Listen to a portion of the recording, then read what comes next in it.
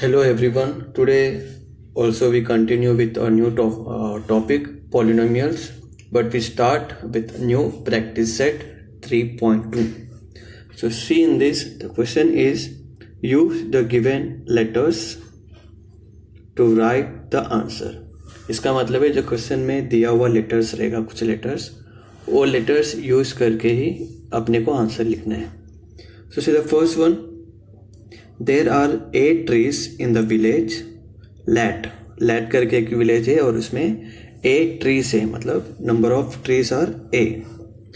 If the number of trees increases every year by b, मतलब एक गांव में 8 trees है तो एवरी ईयर इंक्रीज होता है. इंक्रीज मतलब बढ़ना. कितना बढ़ता है एवरी ईयर? b बढ़ता है. b trees बढ़ते रहता है. Then how many trees will there be after x years? तो अभी मेरे पास गांव में 8 ट्रीज है. ओके, गांव में कितना ट्रीज है? 8 ट्रीज. और एवरी ईयर बी इंक्रीज होता है, तो ऐसे एक्स ईयर तक इंक्रीज होएगा, तो पूरा कितना ट्रीज होगा? यहाँ पर मैं एक एग्जांपल बताऊंगा. सपोज मेरे पास 100 रुपीज़ है. ओके, और मैं डेली इसमें 10 रुपीज़ ऐड करता हूँ. डेली में 10 रुपीज़ ऐड करता हूँ मैं. ऐसे में 30 दिन तक किया, that means 30 days. It means 1 month, 1 महीने तक डेली 10 रुपीज़ में ऐड करते गया इस 100 में. तो जैसे कि 10 रुपीज़ में डेली ऐड करता हूँ 30 डेज तक, तो ये कितना होता है? 300. तो अभी मेरे पास पूरा कितना रुपया होगा? So this 300 plus 100 is equals to 400 rupees मेरे पास होगा. तो यही सेम कॉन्सेप्ट अभी मुझे यहाँ पर भी यूज़ करना है. जैसे यहाँ पर मेरे पास 100 रुपीज़ था, तो लैट करके विलेज में 8 ट्रीज है. ओके, यहाँ पर मैं डेली कितना मतलब ऐड करते जा रहा हूँ, मैं 10 रुपीज़ ऐड करते जा रहा हूँ डेली. तो ऐसे ही यहाँ पर एवरी ईयर बी बढ़ते जाता है. एवरी ईयर बी बढ़ते जा रहा है. ऐसे में 30 दिन तक मैंने 10 रुपीज़ ऐड करते गया था, तो यहाँ पर एक्स ईयर्स तक बी बढ़ते रहेगा. एक्स ईयर्स तक बी बढ़ते रहेगा. तो यहाँ पर मैंने 10 और 30 को मल्टीप्लाई किया, वैसे ही यहाँ पर बी और एक्स को मल्टीप्लाई करना पड़ेगा. फिर लास्ट में मैंने क्या किया,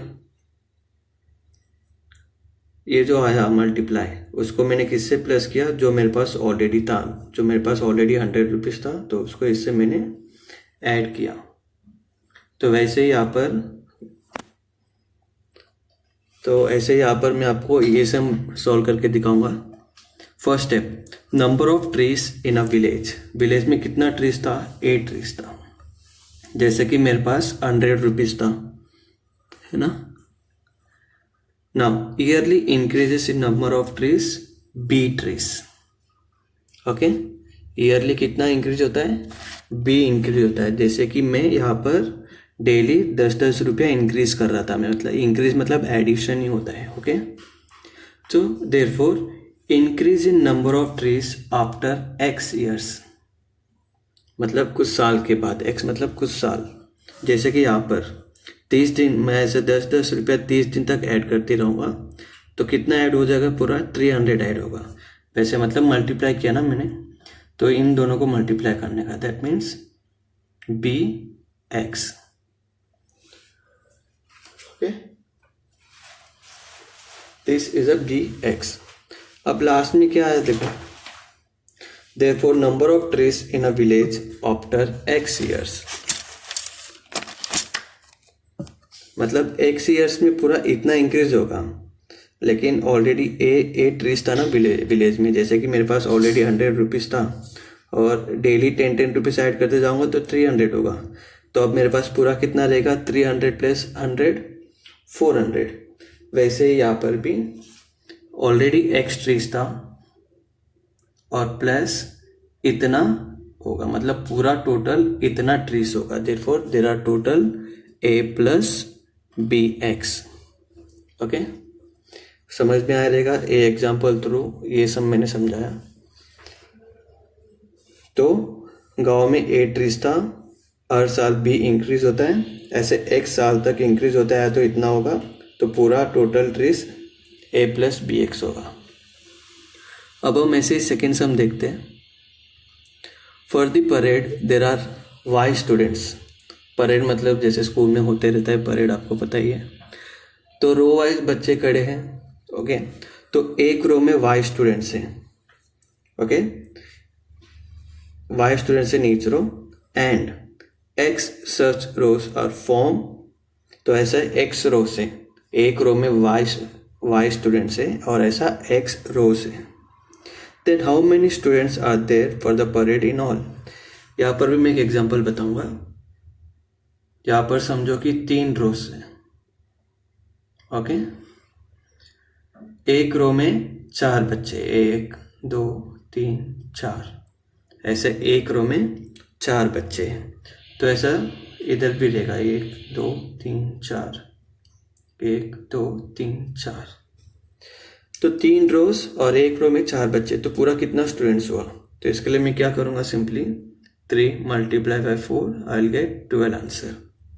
तो वही सेम मेथड यहाँ पर भी। नंबर ऑफ रोज, कितना रोज है? x rows. Number of students in each row, एक रो में कितने स्टूडेंट्स है? y। Therefore total number of students participated in parade is equals to, जैसे कि यहाँ पर मैंने मल्टीप्लाई किया, number of rows multiply number of students in each row, that means x multiply by y is equals to xy। This is your answer. Okay, अब हम third sum देखते हैं ऐसे ही।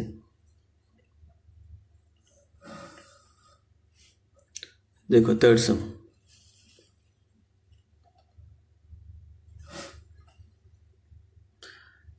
The tens and units place of a 2 digit number, मतलब 2 digit number है, उसमें tense place में क्या है और यूनिट प्लेस में क्या है, नंबर्स बता रहे हैं यहाँ पर। The tens and units place of a 2 digit number is m and n respectively. Respectively का मतलब होता है, यहाँ पर पहला क्या लिया, टेंस, तो m होगा टेंस, फिर एंड यूनिट्स दिया है तो यूनिट्स होगा n, मतलब टेंस के प्लेस में m है और यूनिट्स के प्लेस में n है। Okay, right the polynomial which represent the 2 digit number, मतलब 2 डिजिट नंबर रिप्रेजेंट करने वाला लिखना है। यहाँ पर भी मैं एग्जांपल बताऊंगा। Suppose I am taking 2 digit number as 54। Okay, अब तुम लोग सब 9th स्टैंडर्ड में हो, तो एक्सपेंडेड फॉर्म इसका हम कैसे लिखते हैं, 50 + 4 ऐसे लिखते हैं ना एक्सपेंडेड फॉर्म। तो 4 जो है यूनिट प्लेस में तो सिंगल डिजिट में रहेगा, और 5 जो है टेंस प्लेस में, टेंस का मतलब होता है वो नंबर 10 से मल्टीप्लाई हुआ रहेगा। जैसे कि 5 को मैं 10 से मल्टीप्लाई करूँगा तो 50 आता है। इसका मतलब ये है कि ये 50 को हम 5 × 10 में लिखते हैं। ओके, और ये 4 का 4 सिंगल डिजिट में रहता है, यूनिट मतलब सिंगल डिजिट होता है। तो वैसे हम यही फॉर्मेट से आंसर लिखने वाले हैं। Digit at tens place is m, और m टेंस प्लेस में है, इसलिए हम उसको क्या किससे मल्टीप्लाई करेंगे, 10 से। अगर 100 प्लेस में रहेगा तो 100 से मल्टीप्लाई करेंगे, 1000 प्लेस में रहेगा तो 1000 से मल्टीप्लाई करेंगे। So this will become 10m।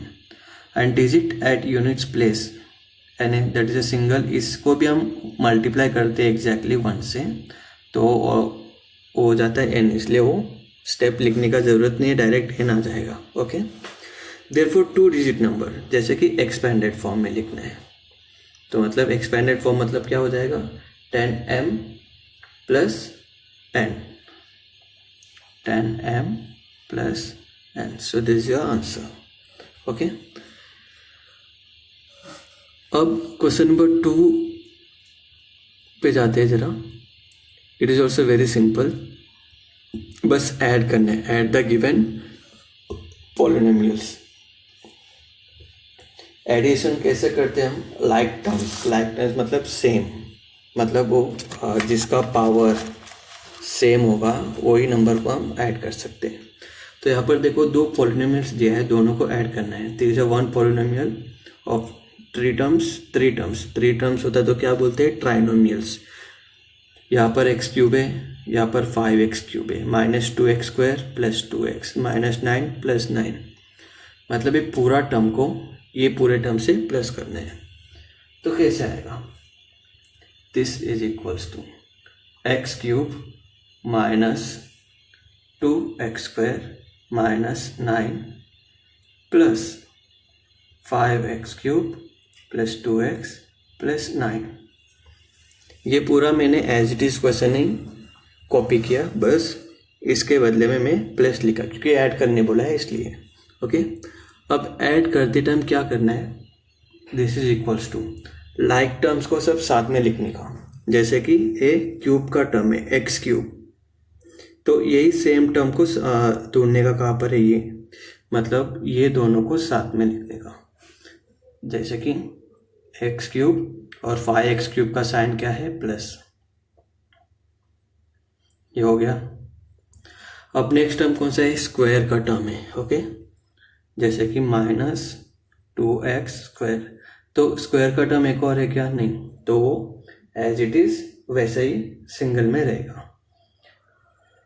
Okay, अब इसके बाद यहाँ पर x का टर्म है तो वो भी एज इट इज रहेगा। और यहाँ पर नंबर, अभी नंबर का बारी है, यहाँ पर -9 और ये वाला +9, मतलब लाइन से लिख लेने का, highest degree to lowest degree. अब देखो ये दोनों प्लस हो जाएगा, 1x³ + 5x³ that means 1 chocolate + 5 chocolates is equals to 6 chocolates, that means 6x³। अभी x² का टर्म सिंगल ही हो, दूसरा टर्म नहीं है x² का, तो वो एज इट इज आएगा। x का भी टर्म सिंगल है, उसका कोई जोड़ी नहीं है, तो वो भी एज इट इज आएगा। अब यहाँ पर -9 + 9 ये डायरेक्टली एलिमिनेट हो जाएगा। क्यों, क्योंकि एक माइनस एक प्लस है, दोनों सेम है, तो 0। सो दिस इज योर आंसर। अब ये एक्चुअली सेकेंड सम नहीं है, बट ये बताने का रीज़न ये है क्योंकि इसमें √2 है और √2 देख के डर जाते हैं, इसलिए मैं ये थोड़ा समझा दूंगा आपको। सेकेंड सम और थर्ड सम होमवर्क दे रहा हूँ मैं। ओके, तो इसमें करना क्या है, सेम स्टेप। फर्स्ट स्टेप क्या था, ये हटाकर बीच में प्लस का साइन लिखना है, तो यहाँ पर मैं करूँगा -7m⁴ + 5m³ + √2। अब इसको हटा के क्या लिखना रहेगा, प्लस का साइन, 5m⁴ + 2। ओके, अब आगे क्या होगा, this is equals to like term देखने का। यहाँ पर जैसे कि m⁴ है तो m⁴ का लाइक टर्म सेम है क्या, यस, मतलब ये दोनों को साथ में लिखना रहेगा, -7m⁴ + 5m⁴। जो साइन है वही साइन लिखने का, वो साइन चेंज नहीं करने का। ओके, अब यहाँ पर क्यूब का टर्म है, क्यूब का टर्म कोई नहीं, तो वो एज इट इज सिंगल में रहेगा, एंड दिस इज √2 और यहाँ पर +2। अब इसके आगे क्या, इसके आगे -7 + 5। जब एक नंबर नेगेटिव में और एक नंबर पॉजिटिव में होता है तो नंबर को हम सब्ट्रैक्ट करते हैं, और जो बड़ा नंबर का साइन रहता है, जैसे कि 7 और 5 में से बड़ा नंबर है 7, इसका साइन क्या है, नेगेटिव, तो आंसर नेगेटिव में आएगा। तो -7 + 2, पहले माइनस कर देने का, 7 में से 5 माइनस करो तो 2 आएगा। तो अब साइन कौन सा लेना है, साइन जो बिगर नंबर का साइन रहता है वही sign, that means -2m⁴। Okay, और यहाँ पर इसका जोड़ी कोई नहीं है, अकेला है वो, तो एज इट इज आएगा। फिर ये दोनों को प्लेस नहीं कर सकते, क्योंकि दोनों लाइक टर्म्स नहीं है, ये रूट है और ये नेचुरल नंबर है, तो दोनों ऐड नहीं होगा, तो उसको एज इट इज लिख देने का। सो this is answer for this question. तो ऐसा ही सेम क्वेश्चन थोड़ा बड़ा है क्वेश्चन 2 में, वो आप लोगों को खुद से सॉल्व करना है। And question number 3 is also homework. Okay, thank you.